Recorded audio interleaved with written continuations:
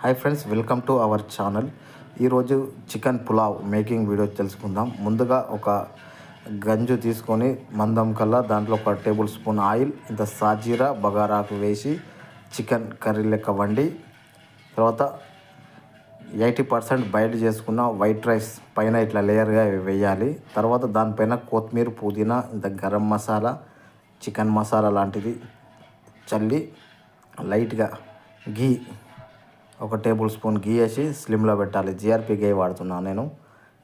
వేసేసి మంట స్లిమ్లో పెట్టేసి మూత పెట్టేసుకోవాలి. ఒక 10 to 8 minutes పెట్టేసిన తర్వాత ఇలా మంట స్లిమ్లో పెట్టేసి మళ్ళీ ఒక 3 minutes మంట హై పెట్టేసి స్టవ్ ఆఫ్ చేయడమే.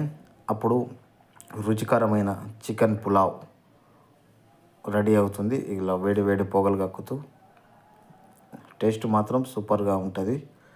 బ్యాచిలర్కి సింపుల్ రెసిపీ ఇది, సింపుల్గా తయారు చేయడం. చూడండి ఎలా ఉందో, ఎమ్మీగా టెంప్టింగ్గా ఉంది చూస్తేనే. లైట్గా పైన లెమన్ లైట్గా అప్లై చేసుకుంటే చాలా బాగుంటుంది. Lemon flavour.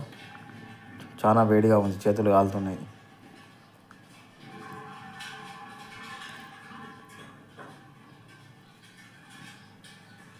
పొగలు కక్కుతున్నాయి వేడిగా, చాలా వేడి ఉంది. కొద్దిగా ఆయిల్ ఎక్కువైంది ఈ డిష్లో. కొద్దిగా టేస్ట్ మాత్రం చాలా బాగుంది. ఇప్పటి వరకు మన ఛానల్ని సబ్స్క్రైబ్ చేయకపోతే సబ్స్క్రైబ్ చేయండి, లైక్ చేయండి, షేర్ చేయండి. మీ అభిప్రాయాన్ని కామెంట్ రూపంలో మాకు తెలియచేయండి.